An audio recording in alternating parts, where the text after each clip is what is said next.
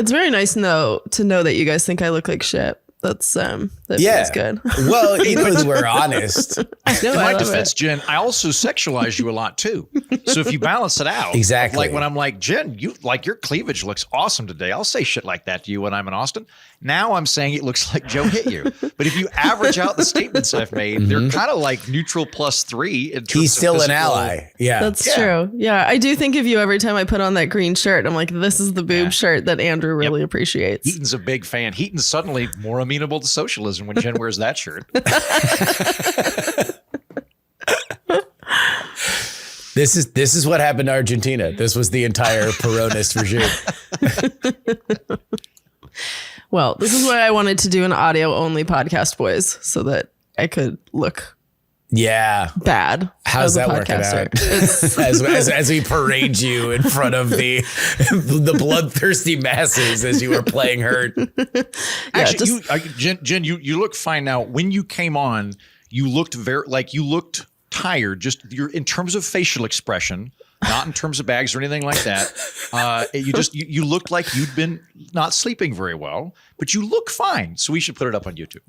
Well, thank you. I appreciate it. You look great. I know that I don't, but I worked very hard to get to this level. Still, like, given how sick you are, you look fantastic. Well, thank you. Yeah, you're playing hurt now. That's what matters. Your dedication to the audience. Yeah. Hey, you want to know who's not dedicated? Bernie Sanders to honoring Tulsi Gabbard. Kick her while she's down. Kick her while she's down. Oh, I know. It's so sad. Bad person. I said I'd call him a bad person if he didn't vote for Tulsi Gabbard. And I'm here to say now it is official. He did not vote for Tulsi Gabbard. Tulsi Gabbard confirmed one of the weirdest challenges that then just never materialized. All the Republicans voting for Tulsi Gabbard, but none of the Democrats, which like you would have figured Tulsi Gabbard and RFK would have pulled one or two Democrats. Nope. None of them, including the one for whom she wrecked her career for.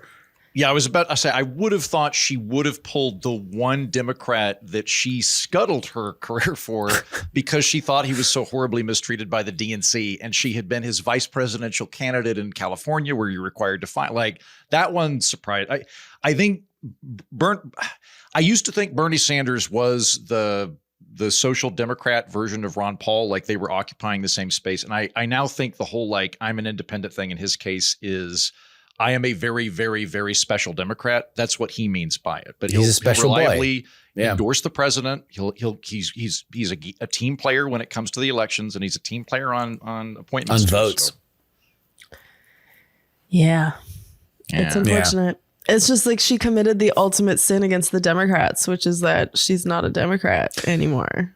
Yeah. And they're butthurt. Well, but even before, when she was still a Democrat, it's like for everybody's like, oh, yeah, but what she did, now she's a Republican. It's like, all right, let's just so we can contextualize this, and I'll let it go here. But Bernie Sanders is low moral character. But I just want to spell this out because I am like as cynical as it comes when it comes to politicians.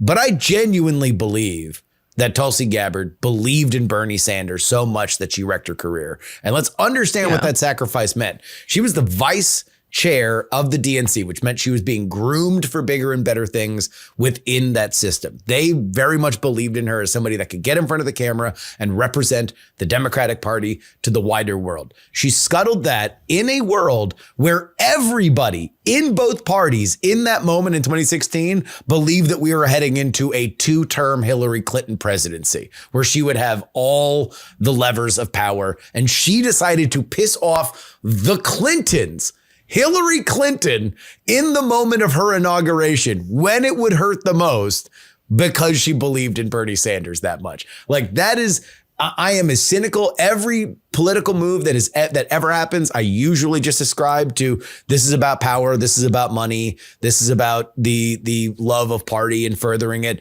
I can't see a personal benefit to Tulsi Gabbard to make that decision in that moment, other than she really believed in Bernie Sanders. Yeah. That's all I will say. Yeah, it's accurate. All right. Hey, I want to just offer a real quick thank you. The Player Coach Graphic Design Agency sent us amazing illustrations of the three of us. It was Tintin inspired illustrations. I got that on my desk. And I've been meaning to shout them out for weeks. So I just wanted to make sure that I got that out before. Can I also ask Justin, somebody who, do you recall the name of the listener that gave me the awesome Severance stuff? No. Oh. Well, hey, listener that sent me there the is awesome there is a Severance listener. stuff. I believe lumenstore.com is where they make Severance stuff. Oh, really? And well, hey, listener, you know who you are. Email me, please. I would love to thank you. I've got it on my knickknack table here in my studio, and my friends here in DC. Adam Selby. Adam Selby Sounds like a human man. But I've got my name tag and my little Lumen insignia and some of the prop stuff. And my friends in DC, we want to do a Severance watch party for the last episode. And I was like, or we could do a waffle party. Yeah. Which, if you know, Severance means we're going to eat waffles and have sex. So I think that me having those accoutrements that you've provided me will really help the ambiance. Thank you. Killer episode last week. Jeez Louise. Yeah. Just a barn burner. Jen, you don't watch Severance, right? I don't have Apple TV, but I know I need to put it in the rotation. There's quite a few shows on Apple TV that I know I need to. It was crazy, Jen. I know that this won't mean a whole lot to you, but Irving, who's one of the main characters, had throttled his entire political career trying to help Bernie Sanders. And then when he was up to be confirmed for an important position in the U.S. government, Bernie Sanders shot him with a handgun. It was amazing. It was a really crazy episode. And now the handgun's on your knick-knack table. Because that's a thing. Knick-knack table. Jen, you are playing hurt here. What do you think it is? Is it like a flu situation? Joe gave it to me. I'm convinced really? of it. There's like an evil sinus gremlin hanging out somewhere behind my nose, and it's making my throat hurt and making my head hurt. And it's exactly what he had. He's been sounding like this for a week, which is actually kind of hot when it's him, but it doesn't sound as good on me. Wait, I really like his low voice. You like a nasally voice? That's an attractive thing. When it's worked for Joe this last week, I haven't hated it. Damn. But then he gave it to me, and it doesn't sound good on a chick. So you never know, man. There might be some fetishists that are going to email in saying like, "No, keep that register high, man." You're going to find out, Justin. And you'll enjoy those emails. guys that like wounded women. You'll the whole like not me, I'm telling you, but some fellas like that. I've heard you're some. welcome. I've heard some horror stories about influencers that have they're like amputees.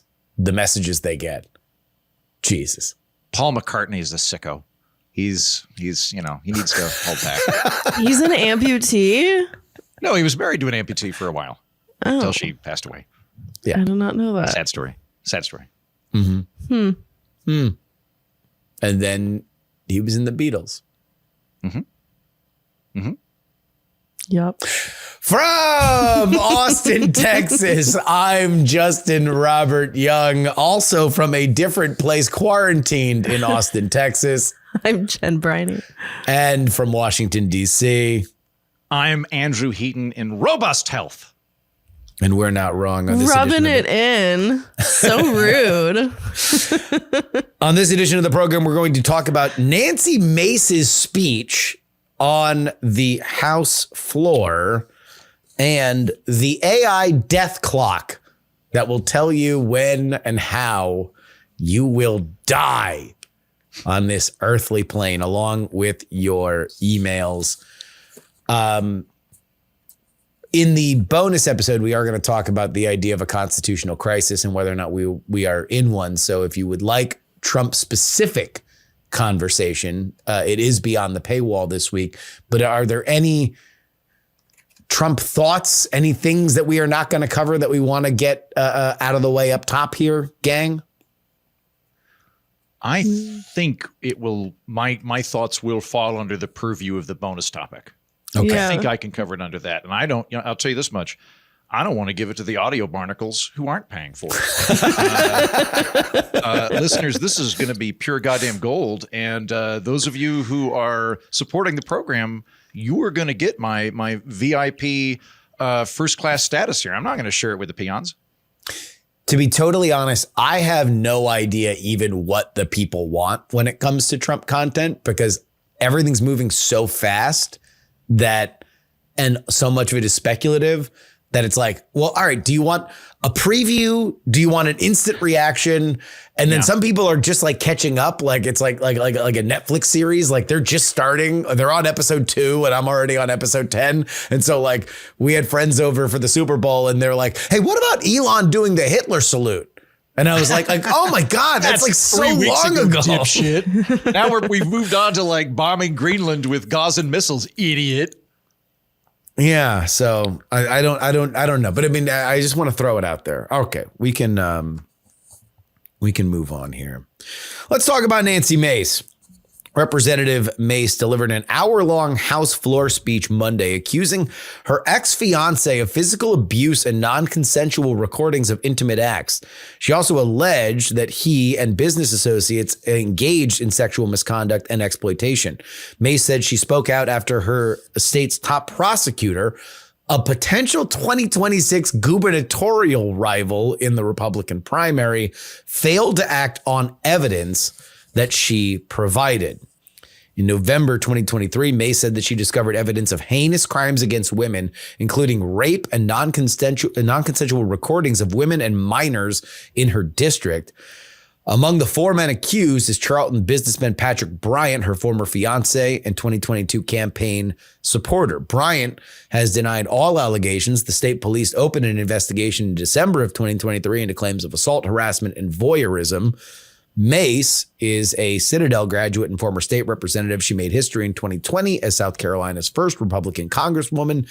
She delivered her speech protected by House floor immunity. And this is part of what's really fascinating about this, is that she said things on the House floor that she has yet to say privately outside of the House floor, because theoretically what she says could be considered to be legally actionable if it's not on the House floor. House floor is pretty ironclad protected. She was joined by alleged victims and supported by fellow Republican representatives, including Anna Paulina Luna and Lauren Boebert.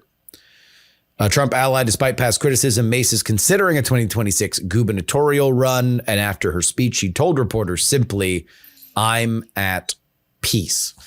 Jen, you have listened to more House floor speeches than the average human being. So I'm going to ask you this. Is the floor an appropriate place for such allegations? Well, I mean, you can understand why she did it, because she is kind of protected from defamation laws if she does it on the House floor. I don't know if it's appropriate. I've certainly never seen anything like this. I did watch her entire hour-long speech, and it's the most fiery speech I've ever seen on the House floor, for sure. She had a picture of the 4 guys' faces up there. Yeah, faces and names were up there. Yeah, faces, names, and she had specific allegations against each one of them. She said that she found videos of herself on one of the phones that like really shocked her. Here's the problem. I have to say, if true, these are damning allegations, but I have to say if true because they're coming out of the mouth of Nancy Mace. I mean, this woman, she loves attention. She's already, it appears, made false allegations of violence against her recently, because there was she was at some like foster thing. I don't know. But someone came up to her and shook her hand and said something along the lines of, trans kids deserve advocacy. And she accused this person of violently shaking her hand. She was walking around with a brace. But all of the people who witnessed this said that it was just a normal handshake. And the thing is, like, I've watched this woman quite a bit. She's a bully. She's trying to give herself a catchphrase. "Come at me, bro." She says it all the time because she wants to be branded as someone who fights for women. And in fact, in the middle of this hour-long speech, she put up a poster board saying Nancy Mace fights for women, with all of the bills that she's authored, half of them anti-trans bills. She's really mean to trans people. So she's a bully. She's already done something that people are like, you're trying to play victim and you're not. And so it's like, when it's her making these allegations and in a way like setting up a fight against a person she might be running against in the future for this gubernatorial election, because the person she's running against is the Attorney General of South Carolina. He's also the son of Joe Wilson, one of her coworkers in the House. Yeah. So it's all very odd. But there's just a lot of self-serving things about this that make me distrust it. And it's like, I don't want to distrust allegations like this, but I think she's kind of a bad person. So, if these things happen to her, they're terrible. They should be investigated no matter what. But I just don't trust her I don't trust her, quite frankly. And I don't feel comfortable saying that, especially on a podcast, but that's how I feel. I just don't trust Nancy Mace. Let me be clear about some of the allegations that she made. So she lays out the story. The whole thing is available on Twitter because she broadcasted it on her X account. There's a whole nother media layer to this where the media is not shielded from reporting names and allegations in the same way that Nancy Mace is. So it's been very interesting to see how people have covered this because they have tiptoed around exactly what she said. But to summarize it for you, the listener, she was engaged to a dude. All of a sudden, a friend of hers sends a screen grab of this dude on a dating profile. She demands to see his phone.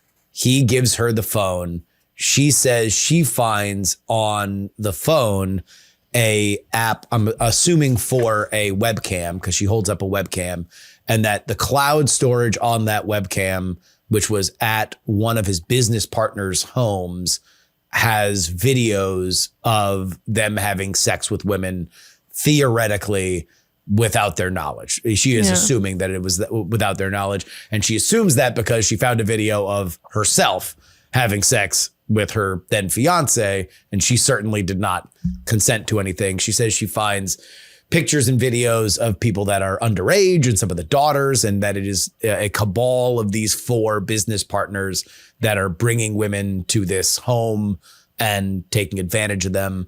Probably the most vile element of this is that they were possibly dosing women and then all recording one of them having sex with the women. Nancy, even on the House floor, suggests that she might have been one of them. She doesn't say for sure because, she is saying that she was in a house and she blacked out after 2 drinks, which she has not done. And then she feels that she was taken advantage of. But those are the allegations. And she said that she gave all of this information to the authorities and they've done nothing with it, although she didn't provide any of it on the House floor. So that was also like, if you have all these pictures and stuff, why aren't those on the poster board? I don't know. I'm uncomfortable with. Was this part of a legislative proposal, or was this using the legislature as a bully pulpit? Was there like the Nancy Mace prosecute guys for non-consensual video? She was basically pulling a Gohmert hour. Like Louis Gohmert used to be known for this, where after the end of the day, like they just let you have the floor for a while. So he used to claim an hour all the time and just like talk about whatever. And that's what she did. She did a Gohmert hour. She gave herself an hour and this is what she talked about.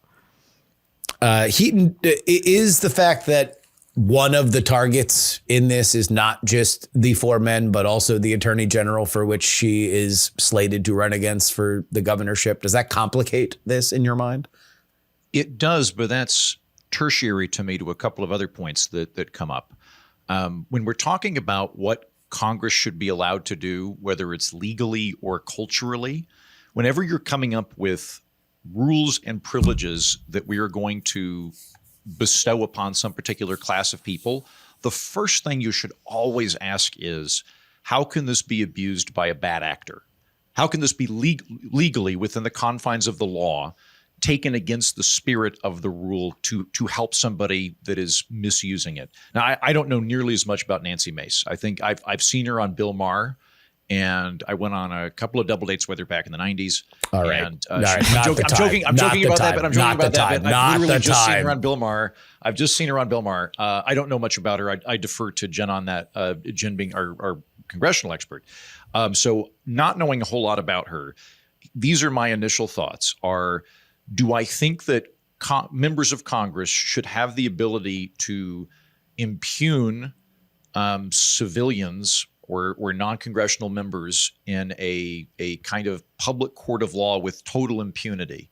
No, that strikes me as a bad thing. Now, if this were the Nancy Mace Non-Consensual Photos Act of 2025, and this were all evidentiary to that act, I would have a lot more latitude for it. But it sounds like this is I am using my spotlight as a member of Congress, and I am using my impunity within Congress in order to bring down cultural justice on people that have done a wrong thing. And these are heinous charges. These are absolutely heinous charges. My guess is there is some truth to them, and they're not whole cloth lies. I would assume there's some amount there. And if true, these do sound like truly horrible men who do need to be excised from civil society and ideally criminally prosecuted. But my problem is I don't want to have members of Congress that have the ability to wage personal vendettas that could be misused by people. I don't want to have pick your poison here. I don't know, George Santos. I don't want to have a George Santos figure come up there and pick a fight with his ex. So I think a lot of people listening would go, it sounds like Nancy Mace got drug into some really, really awful things. And these are bad dudes. Sounds that way to me. But if George Santos came up and said, my ex did X, Y, Z, and I want to drag their name through the mud, and by the way, you can't do anything to me because I have congressional immunity, I would go, well, that kind of bothers me. So that's the main thing that I have in terms of whether or not this should be happening. Yeah. Nancy Mace is on one recently. Before this, she had a moment during one of her subcommittees where she repeatedly was just yelling the colloquial term for an engine transmission in reference to right. Okay. It took me a second. Then I remembered my blue collar background. Yeah. In reference to a transgender individual, just kind of yelling it like it was an Xbox Live TeamSpeak chat. She obviously wants to have a higher profile. On the other hand, she has described herself as a victim of sexual violence for over the past year and a half. This is apparently what she was referring to when she was doing it. And earlier this year, and let's remember that this year is a month and a half old right now, she thanked Alan Wilson, the Attorney General of South Carolina, for standing up for women in a publicly available tweet. So it's not to say that any of this stuff necessarily contradicts whether or not this happened, but the Nancy Mace of it all is problematic. It's a lot. It's a lot. To go back to my earlier point here, let's just, when you're designing systems, the weak point is the bad actors in them. So removing her from the equation, can we foresee a situation where somebody would use this as a way to completely lambaste a opponent in a political race that they couldn't prosecute him for? I could totally see that happening. Why could I see that happening? Because Congress is mostly ambitious, semi-sociopathic lizard people. You've got a group of people that are highly, highly ambitious, that do not feel as much of a innate sense of shame as the average bear. Yeah, I could see this stuff being taken advantage of. So they do that all the time. Yeah. All the time. They go on the House floor and they'll just rail against the other party. It's actually quite common. It's just no one watches. I think what made it different here is that you were talking about 4 civilians being accused of crimes with no proof being offered. Because they can't, they're not, I assume they're not allowed to go into the house and talk to their accuser. You get that in a court trial. If I accuse Justin of murder, or I accuse Jen of something lewd, and it goes to court, you have the ability to face me as an accuser and to bring up evidence. But if her argument is that she has not had her day in court, and she has done her level best to bring about her day in court, and that justice has dragged, and so this is a last chance to do it. Part of the medium is the message at a certain point, and this was an hour-long speech. I think it was very passionately delivered. I very much agree with Jen there. It also had props, like she had props of like the safe that she said her fiance hid his phone in. She had sizes of the glasses that she said she drank. At a certain point, she said she was threatened and intimidated to not talk about this because she could be arrested for talking about it. So she pulled out a pair of handcuffs and said, if you want to arrest me, arrest me. I found it to be one of the most fascinating things that I have seen in Congress ever, because I have no idea how to feel about it. Like these are truly heinous things that, she is making so many specific claims that can be easily disproven if these videos don't exist. I mean, she repeatedly says, my fiance forgot that I was a computer programmer and that I could strip these videos out of the server and keep the metadata so I knew exactly when and where that they happened. Like, those are specific claims. Like that's not just saying, hey, I turned over the phone and hopefully they can crack the password. She's saying, I have these videos. I have given them to the authorities. That is a lot more specific than I would think something would be. And yet at the same time, like it's not like she hasn't been banging the drum on a lot of different things. And it's like, you have props and she apparently was promoting this for like a week and a half, that she had a big announcement that was coming and this was it. I know. Giving her the benefit of the doubt, I could see her bringing in the props. So because she's afraid she's not going to be believed. So when she talks about, this is the size of the glass of vodka that I drank. Like, I've had glasses of vodka that are, pint size. And I think that does make a difference. So it's like, I can kind of understand if she is trying to make this case and be like, please believe me. But that's why it's like, your entire case here is, I downloaded all of this information.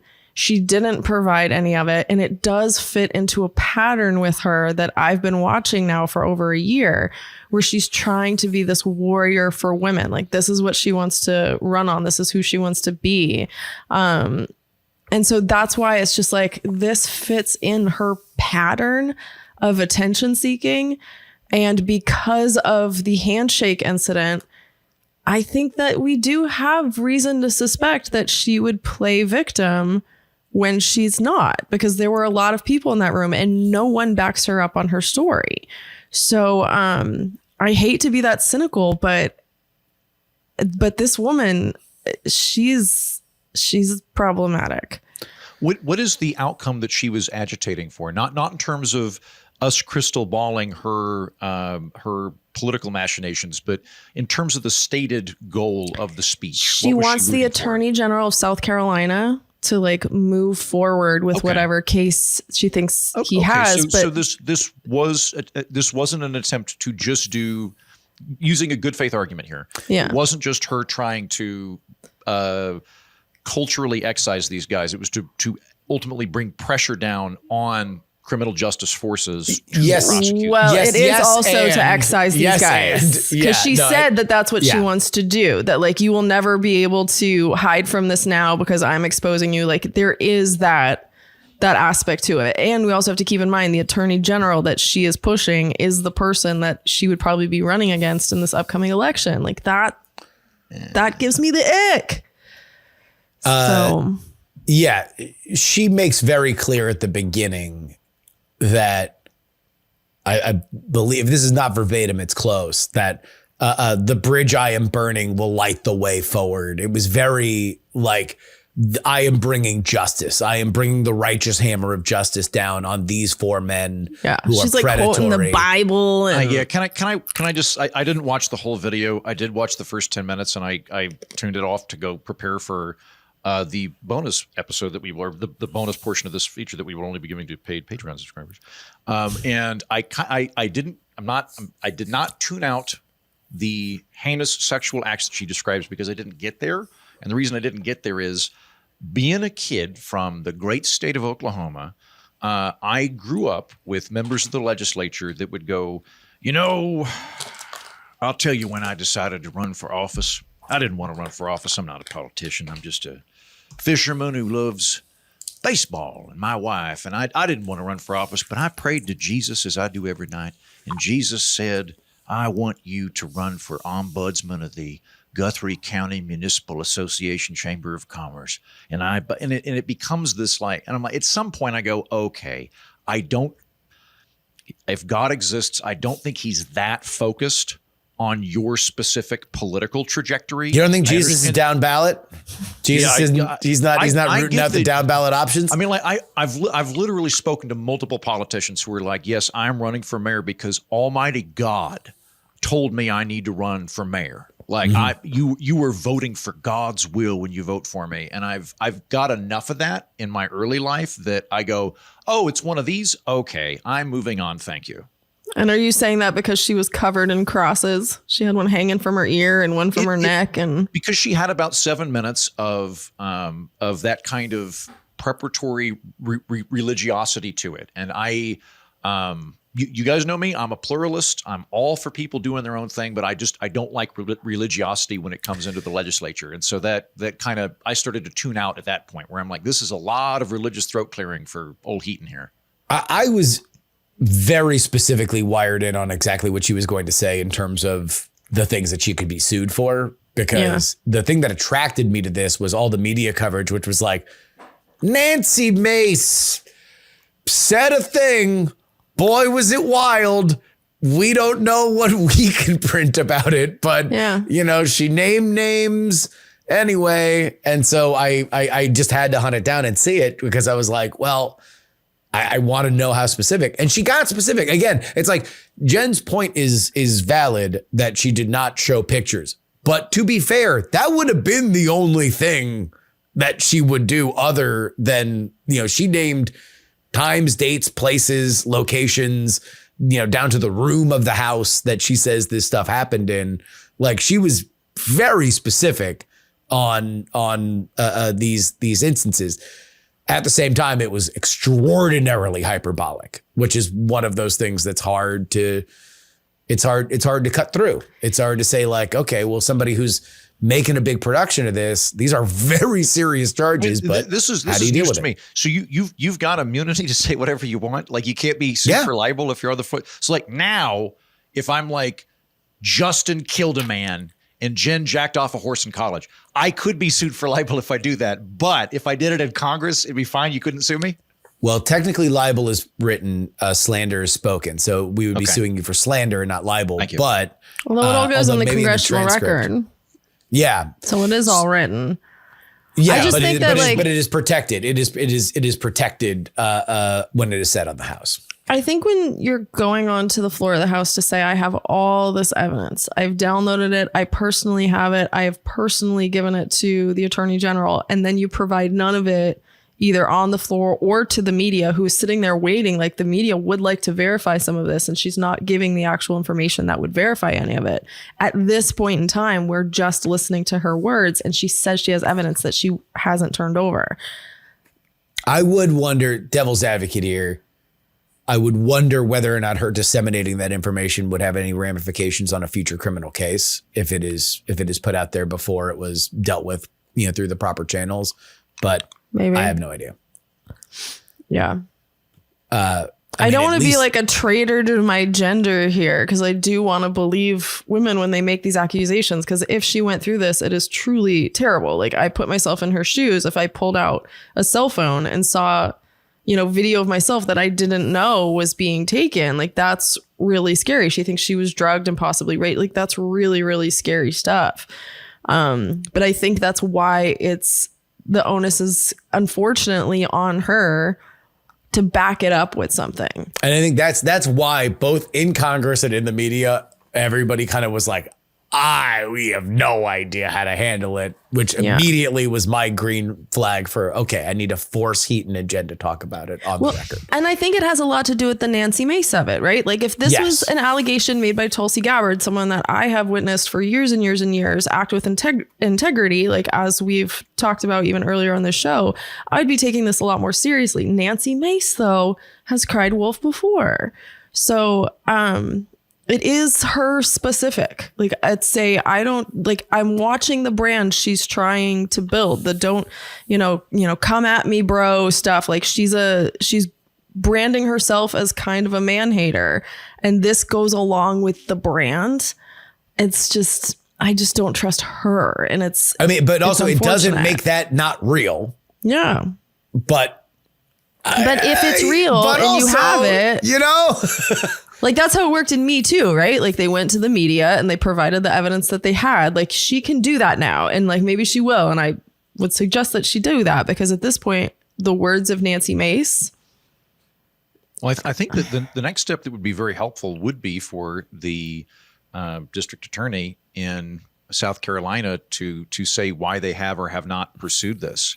Because I'm not a criminal prosecutor, I really don't know the criminal side of law very well at all.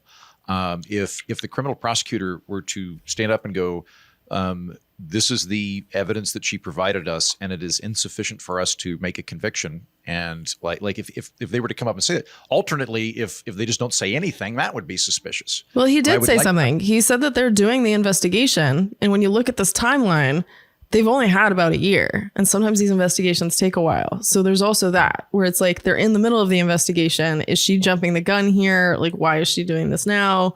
But yeah, they did respond. They just said like, we've been looking into it and we're not done looking into it. Yeah, I don't know if that's exculpatory to her claims, though. If she says that it's being slow walked, then or maybe it is. If she's got pictures and videos and metadata. And at the very least, she could say, I did not know I was being recorded and I'm here in this. Then that seems like it's something that does not need a year and a half of investigation for it to have some kind of reaction to it. She also said, I can't really get my head off of this. She also said that they threatened to arrest her. And it's like, why would they do that? Well, this gets into the like hyperbole element of it. That's really hard to separate yourself from because she has had situations where, and look, she's not the first person that a protester touched her physically and she reacted like, a European soccer player does and like, flopped on the ground and acted like her, neck was broken. Yeah.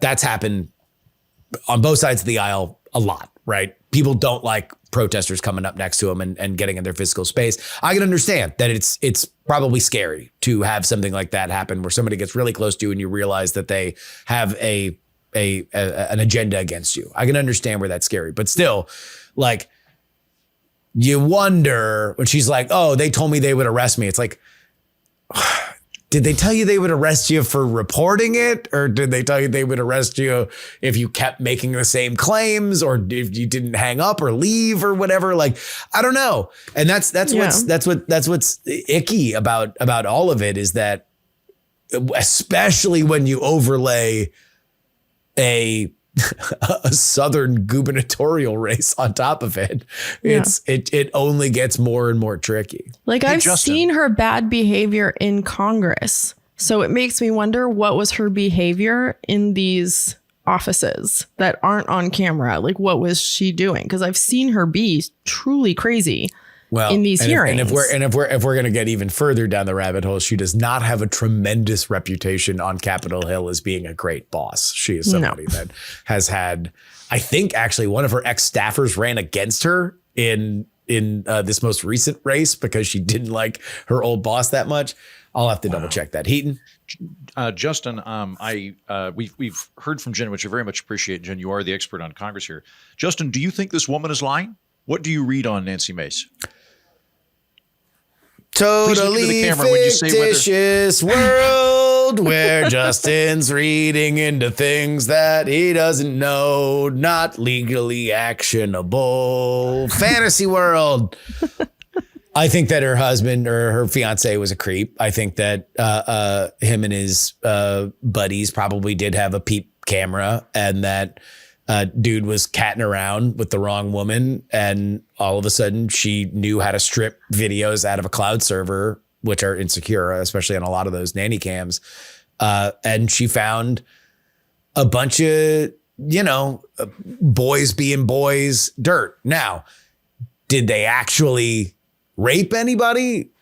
We're now dealing with Nancy Mace's perspective of watching a video. I have no idea. Do I think that they were probably recording women without their consent? My gut hunch is yes. My gut hunch is that they were probably doing that. Were they raping them? I have no idea. Were they pervs? Like, one of the things that she says is that there were upskirt photos of some of their business associates' daughters on the guy's cell phone. That seems very specific to just make up out of nowhere. So I am inclined to believe that. And is she using it to streamline a run for governor in South Carolina? Yes, 100%. Yes, I believe she is doing that. That is my read on it. But I have no evidence to suggest that the allegations are real. I do have evidence to suggest that Nancy Mace is a self-interested political player who wants to continue to climb further upward, because that, I think, is unquestionable. All right.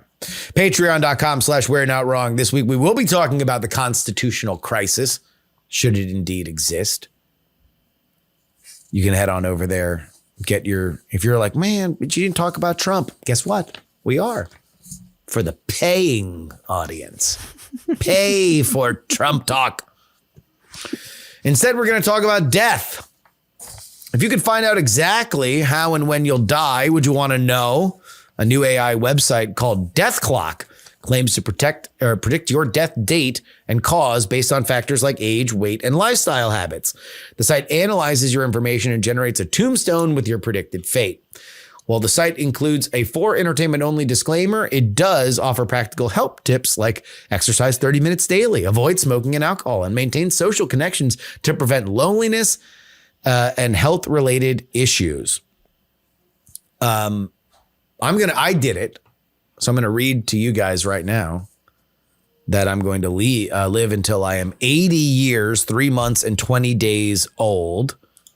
And according to Death Clock, my cause of death will be AIDS. AIDS. Wow, AIDS That's is really going to have a amazing. comeback if it kills you. HIV or 40 AIDS. years. Yeah. Retro. Wow. Retro. I kind of thought they had that under control, but Nah, man, I'll tell you what. As soon as I hit 60, I'm cutting loose, dude. Yeah. It is on. I am getting wild. I'm getting out there. And then 20 years later, I'll die. Or maybe it'll be sooner. Maybe I'll be 70 when I do it. Does it tell you how you get the AIDS? Because that's the good stuff. No, it just says cause of death, HIV or AIDS. So it's hedging. It's hedging its bets that it's either HIV or AIDS. wait, doesn't okay. I was isn't HIV not the thing that kills you? It turns into AIDS and that kills you. And even then, we're talking about the Who 80s are you through to about question? 2003. Who are you to question Death Clock, Heaton? Who are you to question Good point. Death Good Clock? point. Yeah. Heaton, would you like to know when you'll die? Yeah, but not from Death Clock. Why not? Enter it in now. Go do it now. No, I'm not going to do it right now because I know that I'm, what do you call it? I have enough psychosomatic tendencies in me that I will freak out about it. So if there's a genie that can come down or an angel that can come down and tell me when I die, that would be really useful information. Like if an angel came down and went, Heaton, you get hit by a bus at 47, there's nothing you can do about it. Guess who's going to drink a lot more than he currently does? Heaton. Because I'm not drinking mostly for long-term stuff. If I'm going to drop out at 47, I might as well be drinking good scotch till then, right? Also would smoke a lot more cigars. Right now seems like a bad idea for me to smoke cigars too much because I have zero skills that involve not talking. I have zero skills, so I can't fuck up my larynx. I can't do that. But if I'm going to die at 47, I'm going to smoke a cigar every day. It's going to be awesome. I'm going to sound all gravelly and shit. But absent the angel Would you scenario, consider yourself optimistic, neutral, pessimistic, or suicidal? optimistic, wildly optimistic. Alcohol Optimistic crime. consumption once a month, 2 or 4 times a month? Hold on. Okay, see, hold on now. I know what you're doing. No, what? I'm asking questions to my friend. Why are you being suspicious? Don't be weird.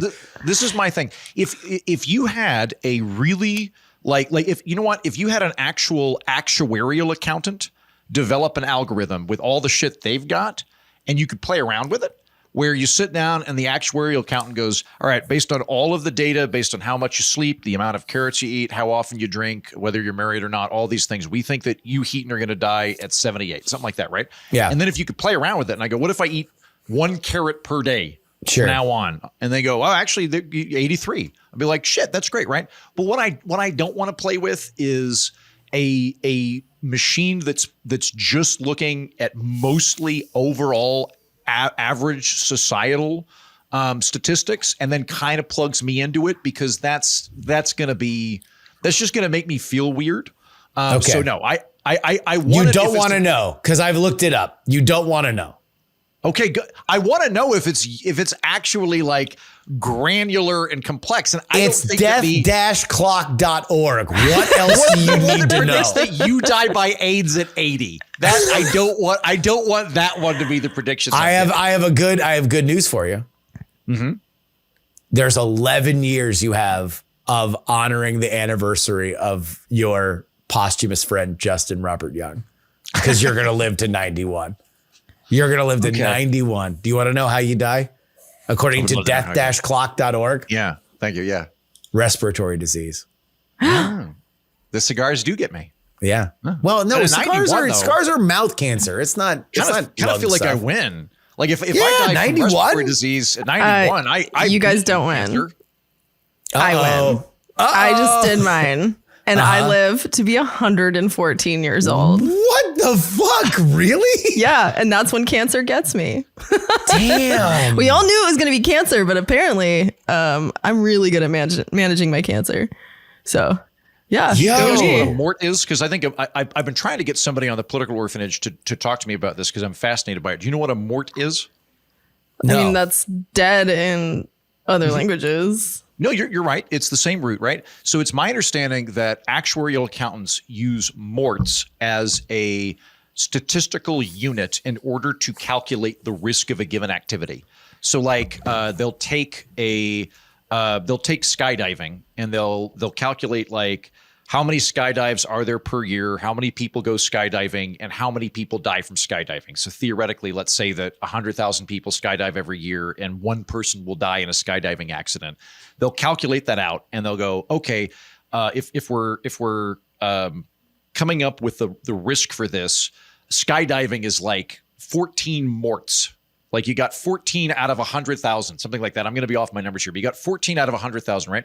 And so they'll do like a cigarette is like 8 morts. And I find this interesting because I'm still not entirely sure how cancer works. Like I understand that smoking causes cancer. I get that bit, right? But like, is it Russian roulette where you're playing with a loaded gun so often that eventually it goes off and you get cancer? Is it cumulative where it adds up? Is it? I don't really understand this, but morts are like, yes, it's 7 morts per French fry. And then you kind of get into it and you're like, actually, this starts to get interesting where like you probably could smoke a cigarette once a month and not have any fast food and be in a better position. Like it's not like trafe. It's not like unclean and clean food. It's like how many bullets are in this Russian roulette. Anyway, I want to speak to somebody about this because I don't fully understand it, but I think it's a really interesting concept in terms of being able to assess risk in your own life in terms of eating habits, in Justin's case, sleeping with septuagenarians while not having a condom, and getting AIDS, that kind of thing. Dude, I'm gonna be going buck wild at the Villages if I'm dead at 80 from AIDS. You are stealing my life dream. How dare you? I want to go and be a whore at the Villages. At the Villages, so fun. Yeah, I love the Villages. Why wait? Why not go whore yourself? Because I'm not 55 yet. No, yeah, you be you be jailbait to them. I know. I've partied at the Villages. I know. Those old men, they like me. So I'm not really like. Did you get groped at the Villages? Groped at the Villages? Yeah. No, I was too Are busy they line handsy? dancing. Are the old men handsy? No, they can't catch me. I'm too fast. I'm not particularly interested in laying pipe at the Villages, but I think I would really enjoy living in an old folks home. Like for a while, I found them horrifying. Like I went. This is a long, convoluted story. I apologize, but right when I moved to Edinburgh, first time around, I would go to this place called the Babylon Cafe. I went there twice, and the second time, Zachariah, this nice guy from North Africa, a guy came in, yelled Arabic. And then he turned around and went, Andrew, you're in charge, and left. And he put me in charge of the cafe. And I became friends with this guy. And he was horrified at Western culture. I asked him, what are some differences between North Africa and like Britain and America? And he went, it's horrifying to me that people put their grandparents in homes. We would never do that. And I shared that for a long time. And then I kind of thought about it. And I was like, right now, I'm 41. I would love to live in a living situation where I have my own apartment. And it's in a building where there's a big common living room downstairs. And we all eat meals together and play board games and watch TV. But when I want to retreat to my apartment, I've got my own little kitchen and I've got my own bed. That sounds fucking amazing. You want to be in a soft dormitory. cult so bad. I do. It's shocking. It is shocking like you dorm. haven't gotten sucked into Scientology. I know. I want to live in a dorm. And like that's what old folks' homes are. They're dormitories for old people. So I just want a less wrinkly old folks' home that I can live in. But I think I'll really enjoy it when I get there.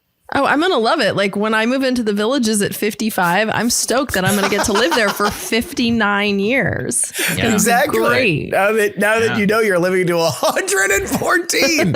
How am I the earliest one to die? 80 from AIDS. From AIDS. That's pretty rock star, though, Justin. That is pretty rock star. Although that sort of implies, Justin, that at some point around 70, you become like an anti-vaxxer for AIDS medication, where you're like 70 years old. And they're like, listen, you have HIV. It's not a problem. We just give you these immunodrugs. They suppress the HIV. You can actually have sex with people because the antibodies are high enough. They'll compensate. And you're like, no, I'm afraid I'll get autism. I'm not taking them. And they're like, you are 70. It's really like at this point, you should just take the HIV. And you're like, no, I'm not going to do it. I don't want to put the AIDS antiviral medication in my body. There are times where I have used a VPN, and VPNs will often default to New York, and I'll get New York ads, and I am in a funnel for like age demographic for PrEP, the drug that you take as a gay man to avoid getting AIDS. So it's like I will get PrEP ads randomly on like Reddit and stuff like that. Those ads should totally be going to Andrew, obviously. Mm-hmm. Can we share the text message that came in over the weekend? Yeah, go for it. Heaton texts to the We're Not Wrong group while wearing a disco ball coat, a glittering coat. Okay, so this sleazy suit is a disco ball silver instead of translucent rainbow. So not gay bait? Question mark. To which I responded to, all that glitters is gay. And he said, the guy I bought it from assured me it was a masculine kind of glitter. To which I said, they'd expect you to top, sure. Did I text you back? Because I was driving. I don't know if I remembered. Because you did not. Texted back on that one, Jen. Yeah, Joe showed me the picture while I was driving, and I said it was gayer than a bag of dicks. Yeah. I was gonna text it to you. I did karaoke Monday evening, and somebody described me as having the dress style of a gay magician, and I was like, "Yeah, that's pretty spot on." Yeah, that's pretty spot on, actually. Yeah, I'd say gay British magician. Like, there's a touch of old world staidness there, but a lot of American gay vaudeville. You want to be British so bad; it's adorbs. Are you British? Jen, like Spock, have come to terms with the fact that I am multiple things and unique, and that my character arc is not fucking about Okie being one or the other. Jesus Christ. So you're a mutt. Fucking. You're a mutt. Worst. God. This fucker gets one waistcoat and all of a sudden he's fucking Lord Alfred Heaton. Hey, you know what? I'm super proud of being from Oklahoma, and I bring it up every fucking episode. So it's not like I'm hiding that shit. No. We did see you wearing that cowboy hat in Washington, D.C. Yep. We can testify that happened. He rolled up to dinner with a gigantic fucking coat and a cowboy hat, and it made me and immediately think he was going to foreclose on a family farm. Like he was just at any moment, like he was just going to be like, well, Joe, look, if it were up to me, it wouldn't be like this. Yep. I think the main thing is I just like costumes. No. I You like costumes. A touch of color, whatever I wear. By the way, you want to know who you might get along with is Kristi Noem, the new Health and Human Services Secretary, because that lady does not miss a chance to wear a costume, no matter where she is. Like if she's in Border Patrol, she's in full Border Patrol gear, but it's like she's like a smaller lady, so it's all tailored, so it looks like fitting. She's not getting off the rack shit. She's not just getting handed stuff. No. She has put at least a day's worth of thought. Her staff has put at least a day's worth of thought. You're not going to believe me, but she actually did live across the hall from me when I lived here last time, although we didn't hang out. Like I don't have any fun Heaton stories here other than she lived across the hall from me. But I agree. When she was governor of North Dakota or South Dakota? No, because wasn't she a member of Congress before she went as a governor? Kristi Noem, right?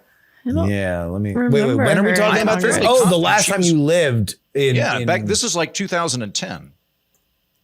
Yeah, let's go ahead and make sure that you. Because I would talk to her husband, who was really, really downplaying that. Where I'd be like, "Hey, man, like, hey, I live across the hall. Like, what's your story?" And he's like, "Well, my wife works here in town, but I live in North Dakota, so I'm just visiting her." And I'm like, "Oh, that's interesting. Your wife commutes from North Dakota?" And he's like, "Yeah, for right now."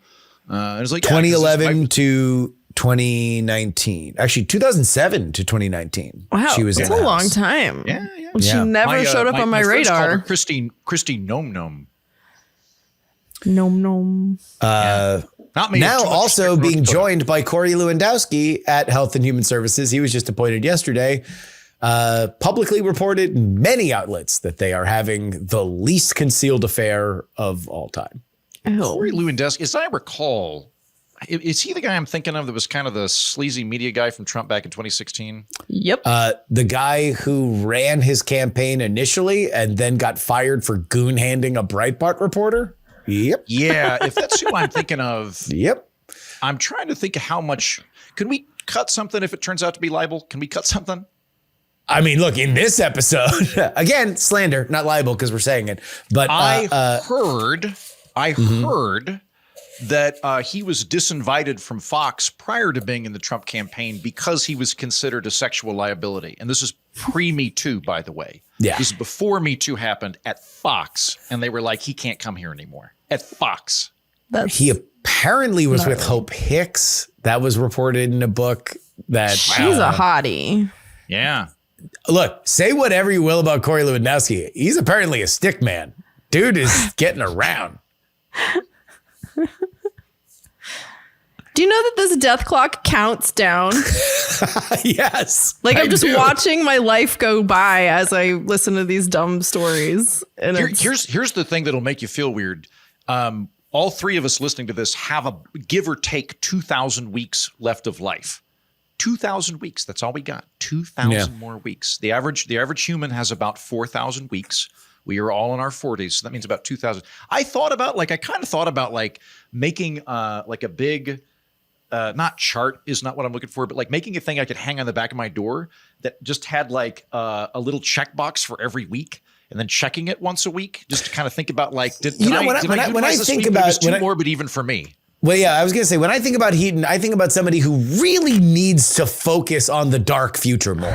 I think that you're just too in the moment. You know, you just live life too energetically and like you're thinking too much about the right now. I really need you to start gazing over the hills there and start seeing the valley. I had a nice moment earlier today. So I woke up, I pre-made a bottle of coffee. I made coffee and I put it in a thermos. So I drank coffee, prepped for our situation in bed with my awesome movable bed thing, right? But then I got up. Wallace and I played outside. It's a beautiful snow day here in Washington, D.C. And we made a snow. Wallace loves snowmen. He humps them to death. I'll build a snowman and then he'll just go, and then he'll hump them. And then when they're prone, he'll just rip their face apart. So he really enjoys that. It was really cute in a terrifying kind of way. And there was a part of me that was like, this play is going on a bit longer than I've got work to do. And then I was like, what? This is life. I'm playing in the snow with my dog. This is the important thing I'm doing today. Justin and Jen are secondary to me playing snow with my dog. That's good. No, that's I'm actually very happy about that. Yeah. So I'm working on it. It's very self-care of you. Mm-hmm. Yeah. I mean, it's not getting AIDS when you're 75. Like, that's really living. Mm-hmm.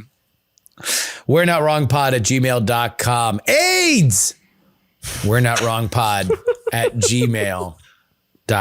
Justin is an asshole, writes, but I love it. Only because you asked for feedback, I cannot stress how much I appreciate both Justin ribbing Jen and even more so Justin playing devil's advocate.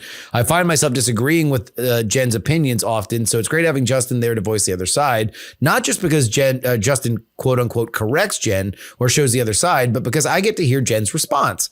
Even if I disagree with what she said, there's something to be learned in hearing what she says. I like that he only likes you needling me. It's like Heaton's not even here. She's like, I like you making that chick insane. Austin writes in support of Justin, we Austins got to stick together.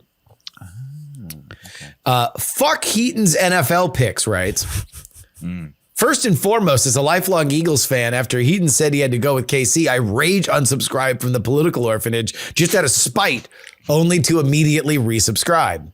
But I am saying that the mad disrespect to the Eagles every time they get to the bowl is like butter, cream, icing on the cake that your grandmom always buys for your birthday. We thrive off that shit. So the Travis Kelce, Taylor Swift, Pat Mahomes, three-peat bullshit is a treat to eat. Hey, man, I came around. So I watched the Super Bowl. Again, I've watched the Super Bowl twice now. I watched it with Jen and Justin et al. Last year. And this year I went over to my friend John's house, him and Kayla, and watched it. And my new friend Joe, not Jen's sick husband with a sexy nasally voice, but a different Joe, he went, Heaton, did you know that Hertz, who's a fella on the Philadelphia team, is a Sooner? And I went, what? That might even trump, because the way I came with the Chiefs is they're in Missouri, which is contiguous to Oklahoma. So I thought, I suppose I should root for them. But I was like, but if he's a Sooner, I guess I'll root for the Eagles. So I did that because I am the Talleyrand of football fans. So I switched over and I became an Eagles fan. What was the final score on that? 40 to 20 something. Yeah. Low 20s. They scored more because the first 3 quarters of that game, I was like, it was garbage time. I was like, it was over. I currently, for 3 quarters of the game, Andrew Heaton, had the same score as the Kansas City Chiefs. We were tied. I was 0, they were 0 for the first 3 quarters. That was amazing. But then apparently they picked up a bit. That's good. Did as I predicted last time, if they lost, Taylor Swift would have to go home with the enemy quarterback. Did she? Or did she go home with the loser Kelce? We're assuming that she went home with the loser Kelce, who is now contemplating retirement. Although, Justin, I do have to thank you for your obsession with rap gossip, because when Kendrick came out, I got it. Like, I knew what was happening there. And that was kind of cool to be in the know. I love Kendrick Drake Lamar, drama. and it was a beautiful halftime show. A bold choice to have 75% of the halftime show be songs that came out in the last 7 months. It was all new stuff. And it's like, that's not normally the purview of the Super Bowl. The Super Bowl is like, no matter who's performing, someone's going to play Celebrate Good Times. Like, someone's going to play a song that your grandparents know the lyrics to. Not the case with Kendrick. Kendrick did a bunch of stuff either from the Drake thing or from his most recent album. He played 6 songs from his most recent album, which has 8. But I don't know Kendrick Lamar. I wasn't necessarily looking forward to the halftime show because I don't know him, but just the art and the symbolism and everything that he did with that show, I really, really enjoyed it. And then of course, it was so petty having called Drake a pedophile. Called Drake a pedophile. And I love that the whole stadium was A minor, to have that many people. It was great. But then I don't know, Andrew, you might not know this. The two women that were like the surprises in the show were Drake's ex-girlfriends. Wow. Like, so petty. Really okay. Yeah. So I was like really proud date? for knowing this. SZA and Drake dated. I know Serena Williams and Serena, Drake yeah. dated. What I plan to do sports wise. Now I am going to try to get into basketball because I really enjoyed Boomtown by Sam Anderson. But also I found out that there's a lot of basketball in it, Jen. And they're rooted in Oklahoma City, and he made a very good case that I should, as a beloved scion of Oklahoma, I should support the Thunder. So I think I will. But I found out there's a hockey team that plays here in the DC area, and like quarterly, there's a group of people that go to the game dressed in black and white, and they root for the refs. So when the refs make calls, they all cheer. Fucking nerd I so town. badly I want to go root for the Christ. refs. This sounds amazing. I want to be a ref booster. Andrew, you'll love this. I dressed like the ref for the Super Bowl party. Nice. Because I don't like either team. Oh, I need to get a ref outfit. That's I'm gonna emulate you, Jen. Once again, I'm gonna get a ref outfit. I'm gonna get a slutty ref outfit like Jen. There is a famous picture. Rob Lowe, the actor, went to an NFL game. He had something to promote, and so like it was on the network that was airing the game. But instead of wearing one of the team's hat, he just wore an NFL hat. And so 2 years ago for the Stanley Cup Finals, the Florida Panthers were playing the Vegas Golden Knights, and I like both teams. They're not my team, but I don't have a rooting interest in rooting for or against either of them. So I bought an NHL hat and shirt so I could just sit there as a very neutral fan of the league. I like that. I didn't even know that they had NFL hats until Rob Lowe wore that. Rob Lowe wore it. Yeah, I'd like to have that hat. Royal Flush writes, dude, you're not even supposed to flush paper towels down the toilet, even with good pipes, let alone Clorox wipes, which are practically made of cloth. You basically tried to flush a cotton t-shirt down your toilet. You're not supposed to flush t-shirts either? Oh my God. This explains a lot. Dogecatcher writes, any bets on what healthcare.gov is going to function like in the next enrollment since Doge took over that agency? Heaton uses it, right? And maybe you before Ashley's new job, speaking to me. What else did the U.S. Digital Services Agency do? So I'll take this one. So first of all, the U.S. Digital Services Agency, if you go on their website, is still the U.S. Digital Service Agency. So apparently, even though it was renamed Doge, it exists in its original form. So that make sense. And it did other techie stuff. So it helped with the VA's website and with the Social Security Administration's website. And it helps with HR type stuff. Like it just helps with digital services. So this is like the IT guys in Silo? Like, okay, I don't know what Silo is, but it's IT guys, yes. Yeah, okay. Yeah. So, but it is a little weird that that's the agency that's supposed to be Doge. Speaking of the halftime show and Doge, one of the Doge subcommittees had their first meeting today, and the Democrat that was... What's a Doge subcommittee? Marjorie Taylor Greene chairs a Doge subcommittee in the House. What committee is it a part of? I don't know. I will have to look up. I know there's two of them. Such nonsense. But the Democratic representative who is criticizing Doge was talking about the famed Elon Musk young wunderkinds that are being spread out across the government, at which point he ended his statement saying, and they're probably a minor...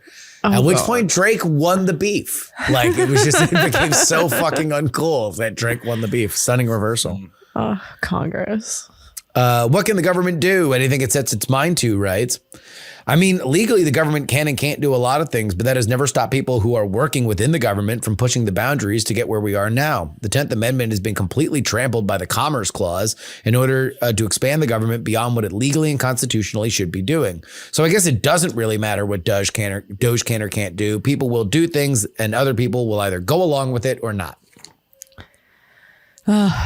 We have a system of government with checks and balances and rules for a reason. And I think one of the reasons that we're at this point where we're going to have to debate whether or not we're in a constitutional crisis is attitudes like this, where it's like, oh, people break the rules. Who fucking cares? Like, it matters. And now we're at the point that, like, we're not sure. Eden, anything to say about the Commerce Clause?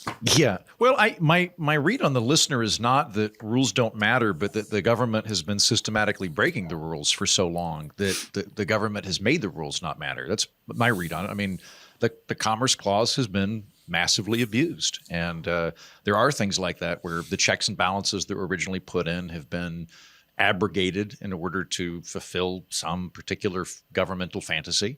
And so that's my read on the listener there. Well, I mean, like the Fourth Amendment doesn't really exist anymore and hasn't since the W. Bush years. Like, I'm aware that this has this isn't happening all at once. Like, there has been a progression of this, especially in the last 25 years, bringing us to this point. I get that. But like the idea that, the government, that's never stopped people who are working within the government from pushing the boundaries. Like, that doesn't excuse it. Like, I don't know. This attitude is just kind of like, well, this is what governments do. Like, I think that's how we got here. Because at every one of these progressions, it's like, oh, well, the government pushes things. And so it's just natural. And so we just had this progression year after year after year after year to the point that like, we don't know if our system is actually going to keep working the way it's supposed to. I mean, at some point we should have fought back and we didn't. And yeah, I think that's one of the reasons why. Retribution writes, I have a friend who's a DOJ prosecutor within the tax enforcement division, but was temporarily assigned to J6 prosecutions and has already met with a lawyer about what he may be found liable for or what he can do about MAGA seeking out doxing J6 prosecutors on Twitter. Elon's Doge gets his undies in a twist for his Teenage Mutant Ninja Trolls getting named, claiming that it could be illegal, but other users posting pictures of federal prosecutors and their names is totally cool. Yeah, I'll take a swing on this one. It is a very valid thing for citizens to want to know who has power within government to allocate resources or scrap programs. The Doge committee and the Wunderkinds therein might legally, in certain instances, be acting under the auspices of the president and legally doing things. That doesn't, in that case, they are operating as civil servants or civil contractors or something to that effect that have great influence within federal government, which I think is very accurate to say right now. They have a lot of influence within the federal government at this moment. People that have a lot of influence within the federal government should be known to the governed. Mm-hmm. And so bringing, like, it's one thing to dox where they live or something like that, where you're potentially inviting violence or you're trying to screw with them at a level that we would view as harassment. But just bringing up who they are and looking into their background, that's how fucking democracy works. Is if you're going to appoint a bureaucrat to some particular thing, I ought to know that there's a bureaucrat that's in charge of where USAID funding is going or where the Department of the Interior's HR departments go. I should be able to look up stuff about that person because they're working for us, and these people are not exempt from any of the rules that we have governing government officials. So I think that's silly that they're freaking out that they're revealing the identities of people that are operating within the federal government. Yeah, message boards are bad places. Social media is a message board, so. Like, I totally understand what Heaton is saying about the rule of disclosure. Just don't expect the polite version of that to happen on a message board. It has never happened in the history of message boards. Also, social media. I want there to be multiple.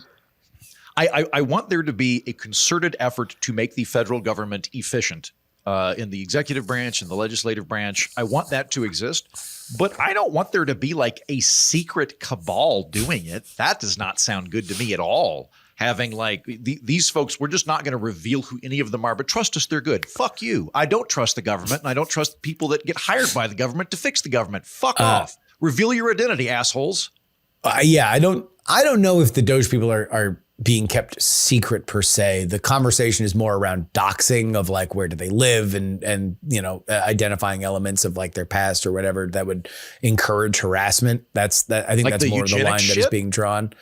Yeah, don't say where people live. Don't say where people live. But like, if you're saying weird shit, like, yeah, that's going to get. Well, that was a reporter. That was a reporter that found that and then brought it to him. He resigned, I think is the technical term, although whether or not he was pressured to do that, and now he's back. Yeah, look, that's the kind of stuff that's going to happen online. Like it's a Wild West place, like, and message boards foster that community. It's just what happens. It brings it out of us as humans. Those are the people that are rewarded, are the frequent and inflammatory posters. That's it. Them's the rules. Let's talk about the wealth fund. Here are some emails about that. S&P, more like suck and penis. Jesus, listener, who writes in with such a crass name? Putting the wealth fund or other public funds, like we discussed it in this episode, in the S&P 500 would give more money to large corporations and decrease competition, wouldn't it? While the S&P is fairly safe and steady growth, I'd like some to go to small cap also. Only investing in the S&P 500 would make us more likely to bail out large corporations and manipulate the stock market in protection of large corporations and crony capitalism. Two things. So first, I like where your head's at in terms of like, how are we going to maximize, if we had a wealth fund, how would we maximize profit for it? I wouldn't necessarily have to be S&P. There's an economic argument to make, or I shouldn't say, economic's the wrong term here. There's a financial argument to make that you wouldn't want to do all S&P, that you'd want to hedge your bets. You'd want to have bonds in the same way that you have like age targeted 401ks and things like that. It would immediately run into political issues, because if you're thinking in terms of how do we maximize the money coming into a sovereign wealth fund / make it safe, might make sense to put money in other countries. There are index funds that are targeted for developing countries, and my guess is that politically that would not at all be advantageous, because people would go, "What? You're going to spend money on foreign countries?" So, in terms of how you would actually technically execute this, I'm sure that there are lots of very, very smart ways to do it. In terms of the incentivizing the government to bail out large corporations, sure. I'm not sure how that's different than what we've been living through for the last 30 fucking years. Like when we have big corporations, the government bails them out because everybody freaks out. And then presently, we're already kind of where you are at anyway. Feel free to fact check me on the numbers here, but I believe that about 20% of the S&P is owned by pensions. So a fifth are already being like they're already getting this sort of public scrutiny from the government, for lack of a better term, because those pensions are mostly public pensions. So yeah. I also would just like to remind people that we said we didn't want this thing to exist at all. Yeah. Thank you. Yeah. Sent last Friday before the Super Bowl. Sovereign Wealth Fund needs to put $40 trillion on Saquon Barkley's anytime touchdown for Super Bowl Sunday, and we'll be out of this mess. He didn't score one. All those points, and he didn't score one. Didn't score one. Yeah. And two of Trump's favorite ideas, money and reality TV, writes, what if the U.S. version of deciding how to allocate the Sovereign Wealth Fund was a Eurovision contest and America decides? It got me thinking, if it were just Shark Tank, but it was American officials, and now companies had to go and do a Shark Tank presentation where Donald Trump and three people would just decide whether or not billions of sovereign wealth fund dollars would flow into that company. Like, it might be fiscally irresponsible, but it'd be pretty fucking good television. The comedian in me loves this. The pundit in me hates this. Well, obviously. Yeah. Yeah. The comedian bit likes it. It'd be funny. It probably wouldn't work very well, but it'd be funny. It would just be very funny to force CEOs of these companies to drag their ass out there and do a little 2-minute speech that could be interrupted by like a Donald Trump and I'm trying to think of the funniest Trump like flacky that would be like Sylvester Stallone and Donald Trump. Mel Gibson gets to just interrupt Tim Cook from Apple and be like, "Fix my iPhone." Like that would be very funny. We're Not Wrong is a production of Dog and Pony Show Audio. Our editor is Will Saddleberg. On PX3 this week, we have Kirk Beto of National Journal to talk about the first month of the Trump administration. And I make the argument that if you want to understand what's happened over the last 3+ weeks, 4 weeks by the time that you might listen to this, then all you need to do is understand 3 characters from 1992. Pat Buchanan, Ross Perot, and Bill Clinton. This is Pat Buchanan and Ross Perot's whiteboard being executed by Bill Clinton. I explain it all on PX3. Heaton? In honor of Valentine's Day, I am doing an episode called Sex by the Numbers. And I've brought on somebody to talk about some of the stats that surround sex. Turns out hookup culture is largely mythical. That kind of pervasive idea that everybody except you is getting laid tonight, the vast majority of people are not doing that. We also get into the economics of marriage, which I find fascinating because according to my guest, we should almost think of marriage as two very different institutions, depending on what side of the socioeconomic spectrum you're on, and they function differently. And when we talk about divorce rates and marriage rates, they're not average. They're very concentrated in particular cohorts. So we get into that kind of stuff. It's a fun episode on the political orphanage. Jen? So the latest episode on Congressional Dish is still the air traffic controllers episode, but I would like to just point people, especially with, the Gaza ceasefire appearing to possibly fall apart this week. There's a lot of stuff going on with the Gaza stuff that I think people might not understand the history there. And so I have something on congressionaldish.com. We call it Most Valuable Episodes. And that is when people donate $535, they put an executive producer credit on an episode. And every credit moves an episode up the list. And so our number one most valuable episode right now is the Congressional Dish episode called War Money, where I kind of explain the history of, Israel and Gaza and like why all of this is going on. So I think if you are kind of side-eyeing that whole situation and want to know the backstory of it, that's a really good episode to check out this week on Congressional Dish. All right. And we will be back next week for Jen Briney and Andrew Heaton. I'm Justin Robert Young saying we're not wrong. AIDS is... Now you're all bitter about AIDS. I'm getting AIDS, Jen. How would you feel? I don't know. I'm getting cancer. I'm pretty happy about it. Yeah, at like 250, you're going to be the oldest woman on earth getting cancer.